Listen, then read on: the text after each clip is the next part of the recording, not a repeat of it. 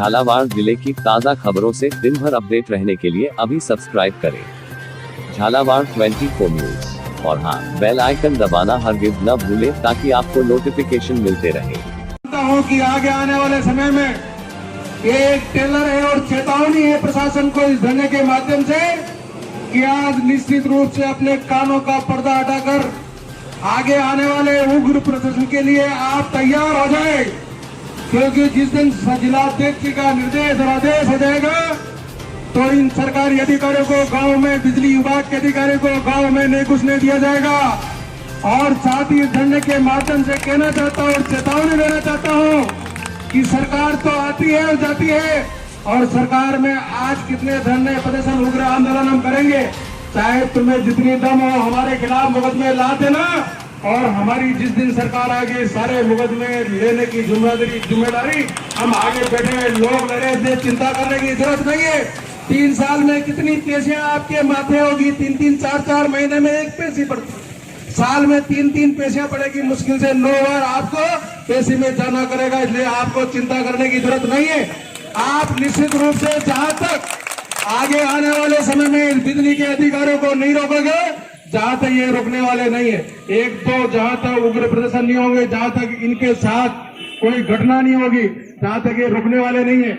और जिस प्रकार की आईसीयू में सरकार है, आईसीयू में सरकार होने के बाद जिस प्रकार से यहाँ पूरे झालावाड़ जिले के राजस्थान के कर्मचारी जिस प्रकार से काम कर रहे हैं और अपनी जेबें भरने का जिस प्रकार से काम कर रहे हैं, आज मकानों की वीसीआर भरी जाती है, मकानों के वीसीआर का पैसा साल का मुश्किल से किसी गरीब के 5,000, किसी गरीब के 10,000, किसी बड़ा कोई उपभोक्ता है उसके 15 से 20 हजार से ज्यादा उसके साल भर का पैसा नहीं आता है। और जब वीसीआर भरी जाती है तो उसकी एक 1.25 लाख की वीसीआर भरी जाती है। आपका मापदंड ये क्या है? आपका मापदंड ये है कि ज्यादा से ज्यादा वीसीआर भरो और उसमें कहीं न कहीं कंज्यूमर से कहीं आपकी पे पाए हो जाए तो सेटल कर दो, आधा पैसा जेब में बढ़ लो। इस प्रकार की कार्यवार बिजली विभाग के कर्मचारियों को किया जाता है। किस प्रकार से दिनों दिन बिजली विभाग के कर्मचारियों को भ्रष्टाचार निरोधक ब्यूरो के द्वारा पकड़ा जा रहा है, यहाँ के अधिकारियों को पकड़ा जा रहा है। और जिस प्रकार से आज पूरे राजस्थान में जिस प्रकार प्रशासन नाम की चीज नहीं, जिस प्रकार से पूरे राजस्थान में हत्याएं हो रही है, जिस प्रकार से राजस्थान में बलात्कार हो रहे हैं, जिस प्रकार से राजस्थान से थानों में से मुद्दे भगाए जा रहे हैं, और जिस प्रकार से आम जनता की, आम कार्यकर्ता की और लोगों की हत्याएं थाने में हो रही है, इससे बड़ा शर्मनाक दृश्य राजस्थान की सरकार के सामने नहीं हो सकता। राजस्थान के इतिहास में पहली बार राजस्थान की सरकार, जब से अशोक गहलोत जी की सरकार बनी है, जब से एक डर का माहौल अशोक गहलोत जी के मन में है। और इसी वजह से राजस्थान में चाहे असंवैधानिक तरीके से बसपा के 6 एमएलए को आपने मिलाया गया, संविधान इसकी परमिशन नहीं देता है। संविधान परमिशन देता है तो आप नए पार्टी बनाकर आप किसी सरकार को समर्थन कर सकते थे, पर आज बसपा पूरी पार्टी का विलय, संविधान इसकी परमिशन नहीं देता है। आगे आने वाले समय में ये भय भी इनको डरा रहा है। और सरकार का जो उप मुख्यमंत्री रहा हो, जो पीसीसी चीफ रहा हो, इनका आज वो लंबे समय से बैठकर ही सरकार को कह रहा है कि हमने जो वादे किए थे, सरकार ने जो वादे किए थे, सरकार ने विपक्ष के रूप में जो जनता के सामने जो मांगे रखी थी जनता ने, उसको पूरा करने में ये सरकार, अशोक गहलोत सरकार विफल रही है। और इसी वजह से आज मैं राष्ट्रीय नेतृत्व को कहना चाहता हूं कि आगे आने वाले समय में अशोक गहलोत जी से राजस्थान की सरकार जो सपने जनता ने किए, तब जनता से किए थे, वो पूरे करने वाले अशोक गहलोत जी नहीं है। इसीलिए आपको नेतृत्व परिवर्तन करना पड़ेगा और इसीलिए वो अरे हुए।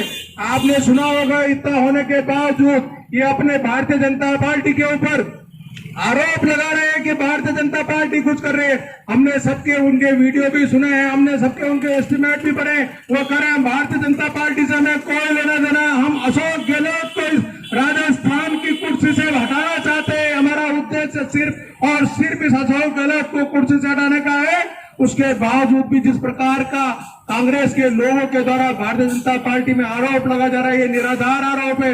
आप खुद अपने परिवार को सुरक्षित नहीं रख सकते, आप अपने परिवार को एकजुट नहीं रख सकते। इस प्रकार की आपकी स्थिति है। और मैं कहना चाहता हूं कि आज यदि ये राज्यसभा में बाराबंदी नहीं होती तो आज इनका एक कैंडिडेट निश्चित रूप से हारता। और आज ये सरकार की बाराबंदी नहीं हो और जिस प्रकार ये खुले यदि एमएलए जो आपने कांग्रेस के चिन्ह से बनाए और आप जनता ने उनको वोट दिए, एमएलए पर आपका विश्वास नहीं रहा, आप उनको 5 स्टार होटल में 15 हजार रुपए जिसका एक दिन का किराया है उसमें आप लाखों करोड़ों रुपए सरकार के द्वारा इस जनता के खर्च किए जा रहे हैं।